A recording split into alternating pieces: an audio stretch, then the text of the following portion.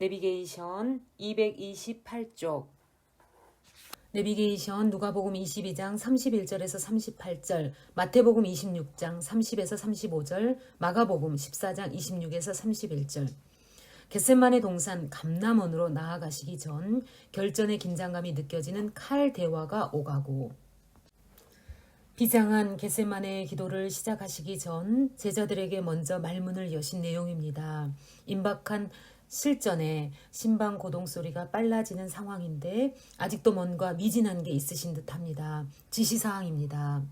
그런데 흥미로운 것은 갈릴리 순회전도 70인 전도단을 파송하실 때 나왔던 말입니다. 전대, 돈지갑, 주머니, 자루나 가방, 신발, 이 단어.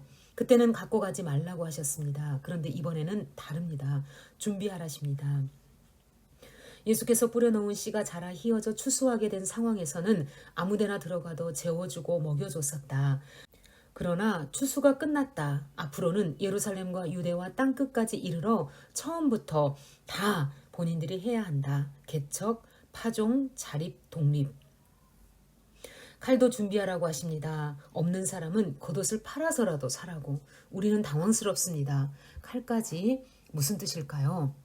이제 곧 체포당하시는 것을 기점으로 제자들만 남게 됩니다. 헤어집니다. 부활 이후 잠깐씩의 만남이 고작입니다.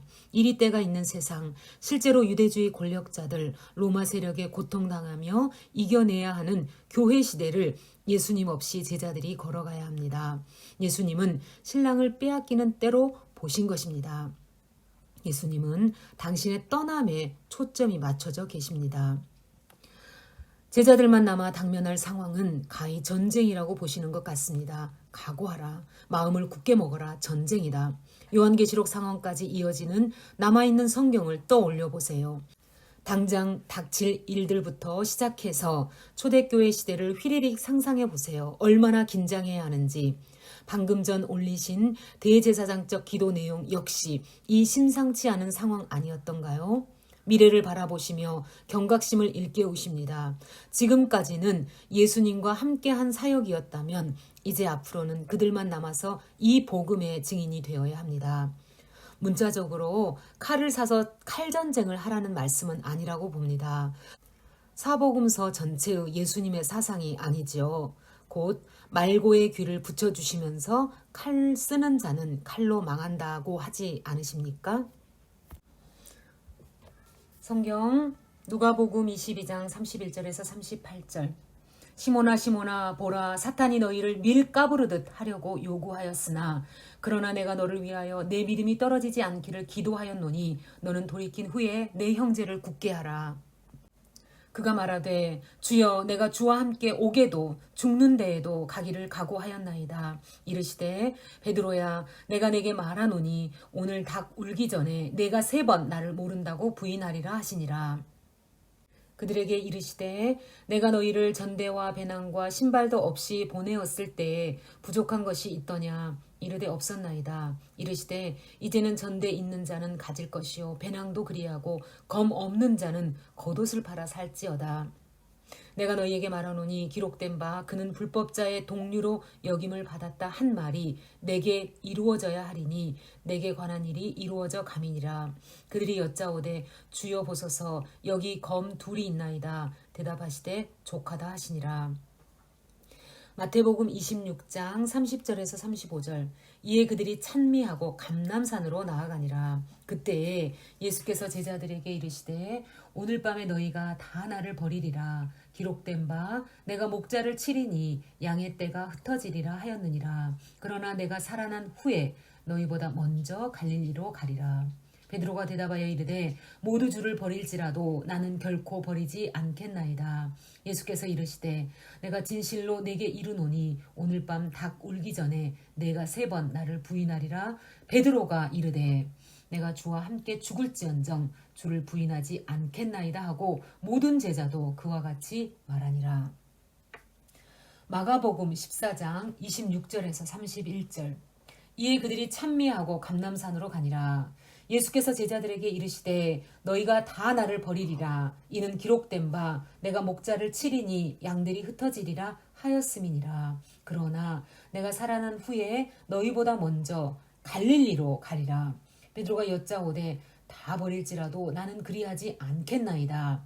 예수께서 이르시되 내가 진실로 내게 이르노니 오늘 이 밤 닭이 2번 울기 전에 네가 3번 나를 부인하리라.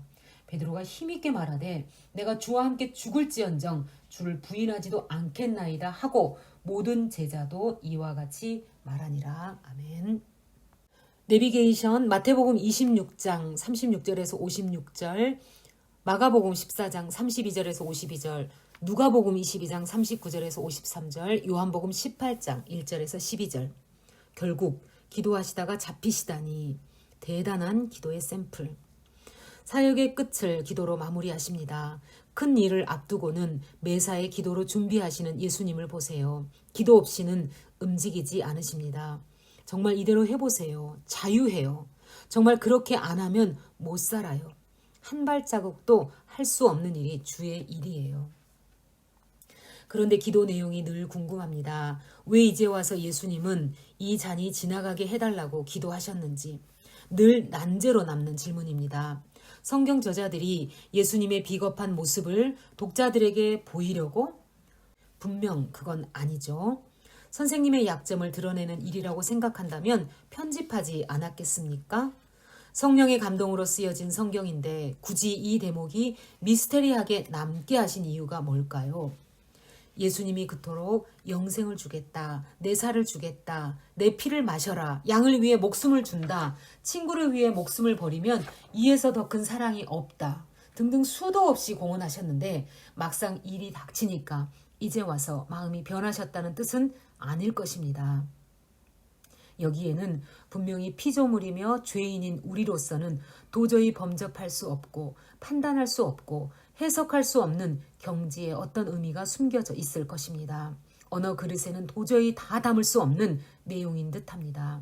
지나가게 하소서라는 단어를 사용하는 것이 최선책이라서 예수께서는 그 단어로 표현하셨겠지만 우린 주님의 심정을 다 알 수 없다는 것이 정답일 것 같습니다.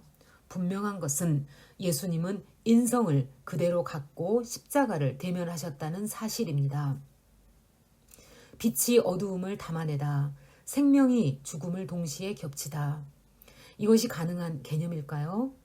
감히 질문조차 할 수 없는 불가침 영역 아닌가요? 다만 우리 수준에서 생각하며 유추해 볼 수 있는 요점은 있는 것 같습니다. 우리에게 요구하시는 순종의 퀄리티입니다. 내 뜻이 있다는 것을 전제한 고통스러운 순종입니다. 극한 상황에서의 최고치 순종입니다. 시험에 들지 않기를 기도하라. 우리가 생각하는 것보다 예수님은 훨씬 이 주제에 관심이 많으신 듯합니다. 겟세마네 동산에서는 주기도문 냄새가 납니다. 그 냄새 중 하나가 시험에 들지 않게입니다. 육체가 피곤하면 기도하지 못하고 기도하지 못하면 가파른 절벽으로 고꾸라지는 것이 사람입니다. 베드로나 우리나 마찬가지입니다. 미리 조심하라. 이것이 예수님의 어드바이스인 것 같습니다. 유비무한, 내 영적 취약 지점을 늘 의식하고 있어라. 툭하면 넘어지고 곤두박질 치게 만드는 그 시험거리, 영적으로 멀쩡하다가도 맥없이 퍽 쓰러지게 만드는 그 문제, 푸른 창공을 높이 날며 평화로운 날갯짓을 하다가도 갑자기 바닥에 곤두박질 치게 만드는 그 약점, 언제 내가 영적이었냐는 듯이 순간적으로 추락하게 만드는 그 시험에 들지 않게 미리 조심하고 기도하라. 예수님은 노심초사 이것을 걱정하십니다. 성경 마태복음 26장 36절에서 56절. 이에 예수께서 제자들과 함께 겟세마네라 하는 곳에 이르러 제자들에게 이르시되 내가 저기 가서 기도할 동안에 너희는 여기 앉아 있으라 하시고 베드로와 세베대의 2 아들을 데리고 가실새 고민하고 슬퍼하사 이에 말씀하시되 내 마음이 매우 고민하여 죽게 되었으니 너희는 여기 머물러 나와 함께 깨어 있으라 하시고 조금 나아가사 얼굴을 땅에 대시고 엎드려 기도하여 이르시되 내 아버지여 만일 할만 하시거든 이 잔을 내게서 지나가게 하옵소서. 그러나 나의 원대로 마시옵고 아버지의 원대로 하옵소서 하시고 제자들에게 오사 그 자는 것을 보시고 베드로에게 말씀하시되 너희가 나와 함께 1시간도 이렇게 깨어 있을 수 없더냐.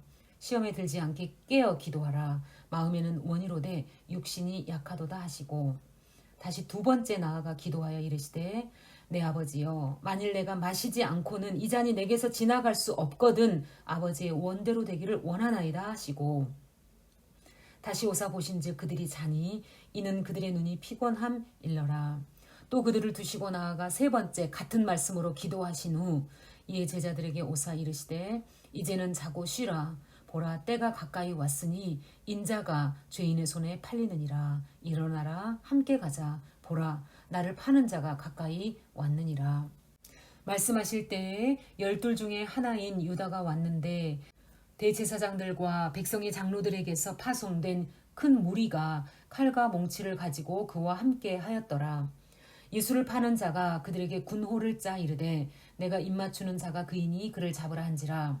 곧 예수께 나와 랍비여 안녕하시옵니까 하고 입을 맞추니 예수께서 이르시되 친구여 내가 무엇을 하려고 왔는지 행하라 하신대 이에 그들이 나와 예수께 손을 대어 잡는지라. 예수와 함께 있던 자 중에 하나가 손을 펴 칼을 빼어 대제사장의 종을 쳐 그 귀를 떨어뜨리니 이에 예수께서 이르시되 내 칼을 도로 칼집에 꽂으라. 칼을 가지는 자는 다 칼로 망하느니라. 너는 내가 내 아버지께 구하여 지금 12군단 더 되는 천사를 보내시게 할 수 없는 줄로 아느냐? 내가 만일 그렇게 하면 이런 일이 있으리라 한 성경이 어떻게 이루어지겠느냐 하시더라. 그때 예수께서 우리에게 말씀하시되 너희가 강도를 잡는 것 같이 칼과 몽치를 가지고 나를 잡으러 나왔느냐? 내가 날마다 성전에 앉아 가르쳤을 때 너희가 나를 잡지 아니하였도다. 그러나 이렇게 된 것은 다 선지자의 글을 이루려 함이니라 하시더라. 이에 제자들이 다 예수를 버리고 도망하니라. 마가복음 14장 32절에서 52절. 그들이 겟세마네라 하는 곳에 이름에 예수께서 제자들에게 이르시되 내가 기도할 동안에 너희는 여기 앉아 있으라 하시고 베드로와 야고보와 요한을 데리고 가실새 심히 놀라시며 슬퍼하사 말씀하시되 내 마음이 심히 고민하여 죽게 되었으니 너희는 여기 머물러 깨어 있으라 하시고 조금 나아가사 땅에 엎드려 될 수 있는 대로 이때가 자기에게서 지나가기를 구하여 이르시되 아빠 아버지여 아버지께서는 모든 것이 가능하오니 이 잔을 내게서 옮기시옵소서. 그러나 나의 원대로 마시옵고 아버지의 원대로 하옵소서 하시고 돌아오사 제자들이 자는 것을 보시고 베드로에게 말씀하시되 시몬아 자느냐 내가 1시간도 깨어 있을 수 없더냐 시험에 들지 않게 깨어 있어 기도하라 마음에는 원이로되 육신이 약하도다 하시고 다시 나아가 동일한 말씀으로 기도하시고 다시 오사 보신즉 그들이 자니 이는 그들의 눈이 심히 피곤함이라. 그들이 예수께 무엇으로 대답할 줄을 알지 못하더라. 세 번째 오사 그들에게 이르시되 이제는 자고 쉬라 그만 되었다. 때가 왔도다. 보라 인자가 죄인의 손에 팔리느니라. 일어나라 함께 가자. 보라 나를 파는 자가 가까이 왔느니라. 예수께서 말씀하실 때 곧 12 중에 하나인 유다가 왔는데 대제사장들과 서기관들과 장로들에게서 파송된 무리가 검과 몽치를 가지고 그와 함께 하였더라. 예수를 파는 자가 이미 그들과 군호를 짜 이르되 내가 입맞추는 자가 그이니 그를 잡아 단단히 끌어가라 하였는지라.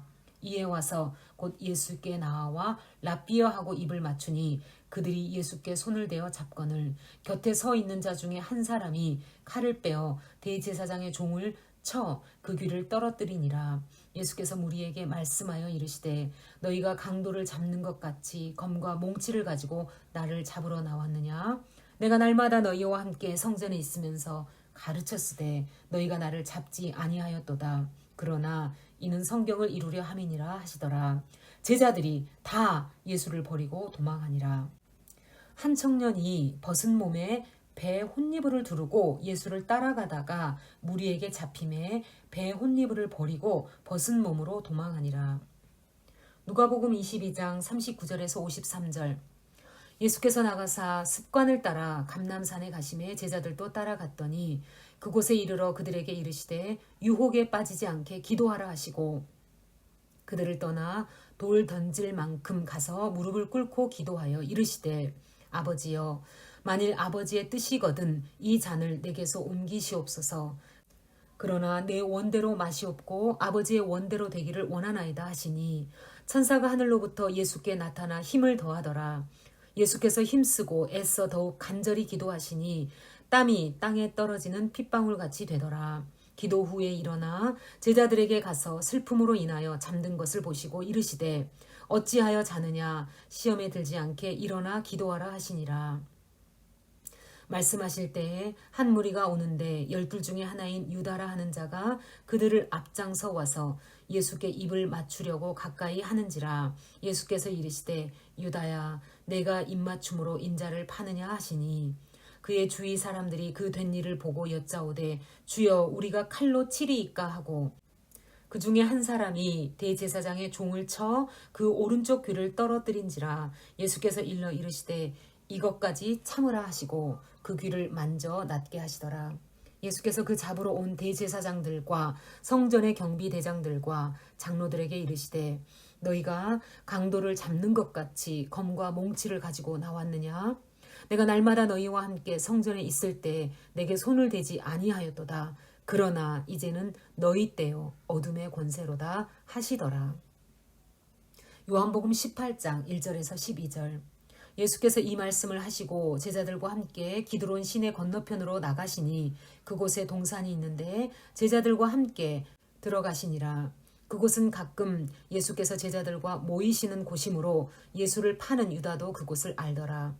유다가 군대와 대제사장들과 바리새인들에게서 얻은 아랫사람들을 데리고 등과 횃불과 무기를 가지고 그리로 오는지라. 예수께서 그 당할 일을 다 아시고 나아가 이르시되 너희가 누구를 찾느냐? 대답하되 나사렛 예수라 하거늘 이르시되 내가 그니라 하시니라. 그를 파는 유다도 그들과 함께 섰더라. 예수께서 그들에게 내가 그니라 하실 때 그들이 물러가서 땅에 엎드려지는지라. 이에 다시 누구를 찾느냐고 물으신대 그들이 말하되 나사렛 예수라 하거늘 예수께서 대답하시되 너희에게 내가 그니라 하였으니 나를 찾거든 이 사람들이 가는 것을 용납하라 하시니 이는 아버지께서 내게 주신 자 중에서 하나도 잃지 아니하였사옵나이다 하신 말씀을 응하게 하려 함이러라. 이에 시몬 베드로가 칼을 가졌는데 그것을 빼어 대제사장의 종을 쳐서 오른편 귀를 베어버리니 그 종의 이름은 말고라. 예수께서 베드로더러 이르시되 칼을 칼집에 꽂으라. 아버지께서 주신 잔을 내가 마시지 아니하겠느냐 하시니라. 이에 군대와 천부장과 유대인들의 아랫사람들이 예수를 잡아 결박하여 내비게이션 231쪽 가이드 생뚱맞은 기사 벗은 몸 사나이. 겟세마네 동산 기도도 이제 끝이 나셨네요. 군병들이 들이닥쳤으니 이번 주간에도 내내 날마다 예루살렘 성전 뜰의 모습을 드러냈건만 체포하지 못하다가 한적한 밤 인적 없는 곳에서 체포했다는 것 자체가 그들이 오히려 겁에 질려 있다는 증거인 것 같습니다. 제자들도 겁에 질려 예수님을 버려두고 도망쳐 버립니다. 예수님의 예언대로. 그때 호련히 벗은 몸에 호디브를 두르고 예수님을 쫓아가다가 군인들이 수상히 여겨 잡으려 하니까 겉에 둘렀던 호디블, 겉옷으로 보이는데 그 호디브를 버리고 맨몸, 당신은 겉옷을 두르지 않으면 벗었다고 말했습니다. 맨몸으로 달아난 어떤 사람이 있었습니다. 마가복음에만 기록되어 있는 이 이야기의 주인공은 바로 마가였다고 학자들은 추측하죠. 자기 얘기였다는 거죠. 각본인즉슨 이렇습니다. 가롯 유다는 군병을 이끌고 마가의 다락방으로 먼저 왔다는 거죠. 유다가 마지막으로 예수님의 일행과 헤어진 장소니까요. 마가는 그때 마침 잠을 자고 있었는데 이들이 들이닥친 이유가 예수님을 잡으려는 것이었음을 알게 됐다는 겁니다. 마가는 허둥지둥 혼잎을 같은 겉옷만 걸치고 예수님과 제자들에게 이 소식을 전하기 위해 황급히 예수님의 일행을 찾으러 나섭니다. 겟세마네 현장에 왔을 때는 이미 끌려가는 중이십니다. 마가는 뒤쫓아 따라가게 되었고 따라붙는 이 수상한 사람을 군병들이 잡으려니까 황급해져서 겉옷이 벗겨지는 것도 아랑곳하지 않고 주랭랑 쳤을 거라는 각본입니다. 아니고서는 이 생뚱맞은 기사는 해석할 길이 없는 듯.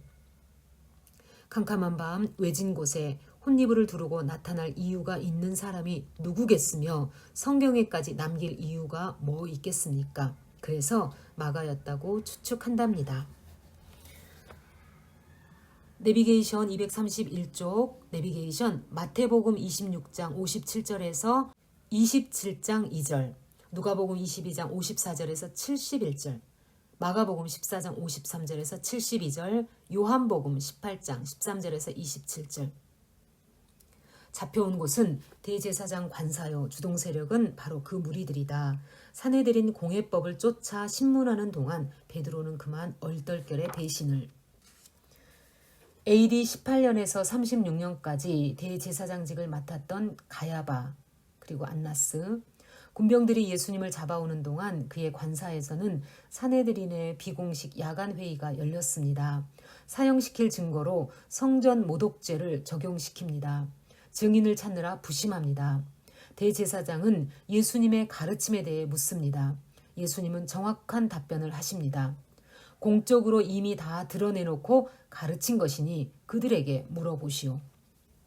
마가복음은 그 가르친 내용을 단적으로 이렇게 기록합니다. 내가 찬송받으실 분의 아들 그리스도냐? 내가 그니라, I am he 라고 대답하시는 예수. 사내들인 법정에서 공적으로 천명하신 것. 또 누가의 기록을 보세요. 인자는 전능하신 하나님의 보좌 우편에 앉을 것이다. 시편 110편으로 이미 신학적 승리를 했었던 것을 상기시킵니다. 공회는 이 사실을 그리스도의 증거로 받아들이지 않고 죽일 증거로 채택합니다. 그러는 동안 베드로는 일생 중 가장 비참한 통곡의 밤을 맞습니다. 성경 마태복음 26장 57절에서 27장 2절. 예수를 잡은 자들이 그를 끌고 대제사장 가야바에게로 가니 거기 서기관과 장로들이 모여 있더라. 베드로가 멀찍이 예수를 따라 대제사장의 집들에까지 가서 그 결말을 보려고 안에 들어가 하인들과 함께 앉아 있더라.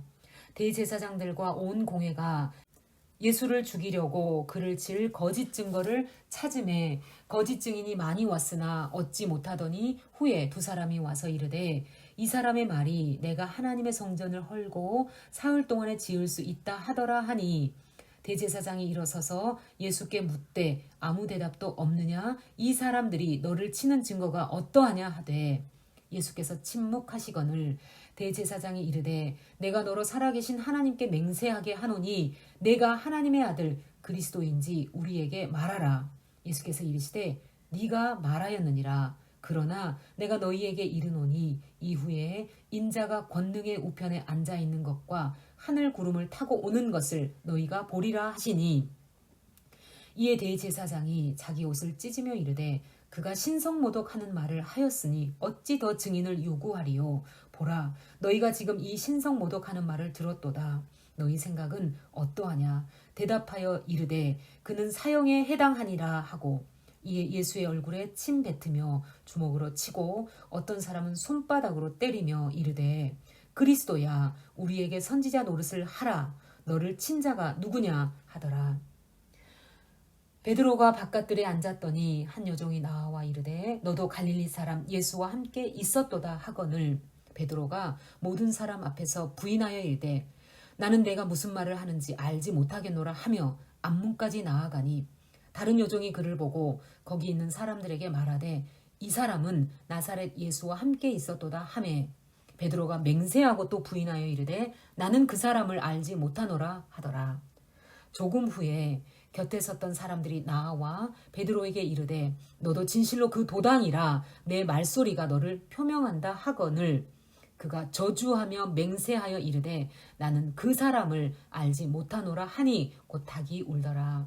이에 베드로가 예수의 말씀에 닭 울기 전에 내가 3번 나를 부인하리라 하심이 생각나서 밖에 나가서 심히 통곡하니라.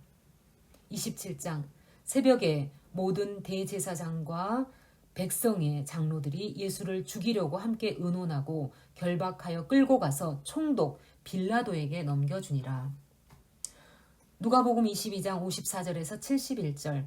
예수를 잡아 끌고 대제사장의 집으로 들어갈새 베드로가 멀찍이 따라가니라. 사람들이 뜰 가운데 불을 피우고 함께 앉았는지라. 베드로도 그 가운데 앉았더니 한 여종이 베드로의 불빛을 향하여 앉은 것을 보고 주목하여 이르되 이 사람도 그와 함께 있었느니라 하니, 베드로가 부인하여 이르되 이 여자여 내가 그를 알지 못하노라 하더라.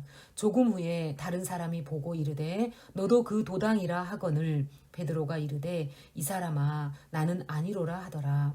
한 시간쯤 있다가 또 한 사람이 장담하여 이르되 이는 갈릴리 사람이니 참으로 그와 함께 있었느니라. 베드로가 이르되 이 사람아 나는 내가 하는 말을 알지 못하노라고 아직 말하고 있을 때에 닭이 곧 울더라. 주께서 돌이켜 베드로를 보시니 베드로가 주의 말씀 곧 오늘 닭 울기 전에 내가 3번 나를 부인하리라 하심이 생각나서 밖에 나가서 심히 통곡하니라. 지키는 사람들이 예수를 희롱하고 때리며 그의 눈을 가리고 물어 이르되 선지자 노릇하라 너를 친 자가 누구냐 하고 이 외에도 많은 말로 욕하더라. 날이 새매 백성의 장로들 곧 대제사장들과 서기관들이 모여서 예수를 그 공회로 끌어들여 이르되 내가 그리스도이거든 우리에게 말하라. 대답하시되 내가 말할지라도 너희가 믿지 아니할 것이요 내가 물어도 너희가 대답하지 아니할 것이니라. 그러나 이제부터는 인자가 하나님의 권능의 우편에 앉아 있으리라 하시니 다 이르되 그러면 내가 하나님의 아들이냐? 대답하시되 너희들이 내가 그라고 말하고 있느니라. 그들이 이르되 어찌 더 증거를 요구하리요? 우리가 친히 그 입에서 들었노라 하더라.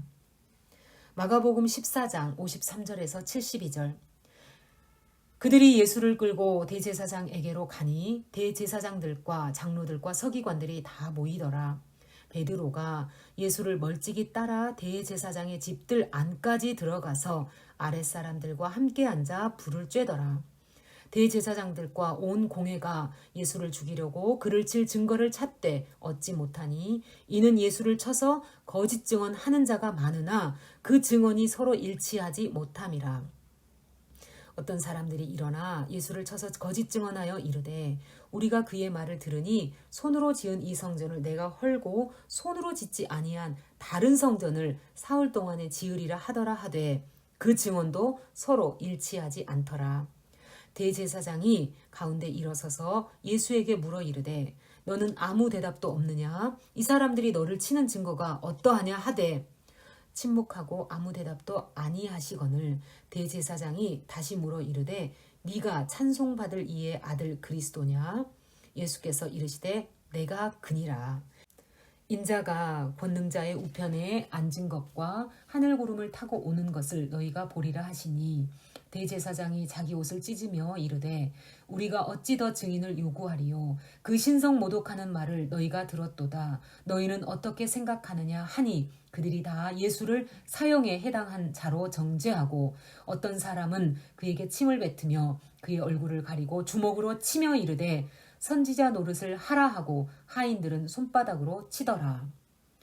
베드로는 아랫뜰에 있더니 대제사장의 여종 하나가 와서 베드로가 불 쬐고 있는 것을 보고 주목하여 이르되 너도 나사렛 예수와 함께 있었도다 하거늘 베드로가 부인하여 이르되 나는 네가 말하는 것이 무엇인지 알지도 못하고 깨닫지도 못하겠노라 하며 앞뜰로 나갈새. 여종이 그를 보고 곁에 서 있는 자들에게 다시 이르되 이 사람은 그 도당이라 하되 또 부인하더라. 조금 후에 곁에 서 있는 사람들이 다시 베드로에게 말하되 너도 갈릴리 사람이니 참으로 그 도당이니라. 그러나 베드로가 저주하며 맹세하되 나는 너희가 말하는 이 사람을 알지 못하노라 하니 닭이 곧 2번째 울더라. 이에 베드로가 예수께서 자기에게 하신 말씀 곧 닭이 2번 울기 전에 내가 3번 나를 부인하리라 하심이 기억되어 그 일을 생각하고 울었더라. 요한복음 18장 13절에서 27절. 먼저 안나스에게로 끌고 가니 안나스는 그 해의 대제사장인 가야바의 장인이라. 가야바는 유대인들에게 한 사람이 자기 백성을 위하여 죽는 것이 유익하다고 권고하던 자러라. 시몬 베드로와 또 다른 제자 한 사람이 예수를 따르니 이 제자는 대제사장과 아는 사람이라. 예수와 함께 대제사장의 집들에 들어가고 베드로는 문 밖에 서 있는지라. 대제사장을 아는 그 다른 제자가 나가서 문 지키는 여자에게 말하여 베드로를 데리고 들어오니 문 지키는 여종이 베드로에게 말하되 너도 이 사람의 제자 중 하나가 아니냐 하니 그가 말하되 나는 아니라 하고 그때가 추운 고로 종과 아랫사람들이 불을 피우고 서서 쬐니 베드로도 함께 서서 쬐더라. 대제사장이 예수에게 그의 제자들과 그의 교훈에 대하여 물으니 예수께서 대답하시되 내가 드러내놓고 세상에 말하였노라. 모든 유대인들이 모이는 회당과 성전에서 항상 가르쳤고 은밀하게는 아무것도 말하지 아니하였거늘 어찌하여 내게 묻느냐. 내가 무슨 말을 하였는지 들은 자들에게 물어보라. 그들이 내가 하던 말을 아느니라. 이 말씀을 하심에 곁에 섰던 아랫사람 하나가 손으로 예수를 쳐 이르되 네가 대제사장에게 이같이 대답하느냐 하니 예수께서 대답하시되 내가 말을 잘못하였으면 그 잘못한 것을 증언하라. 바른 말을 하였으면 내가 어찌하여 나를 치느냐 하시더라. 안나스가 예수를 결박한 그대로 대제사장 가야바에게 보내니라.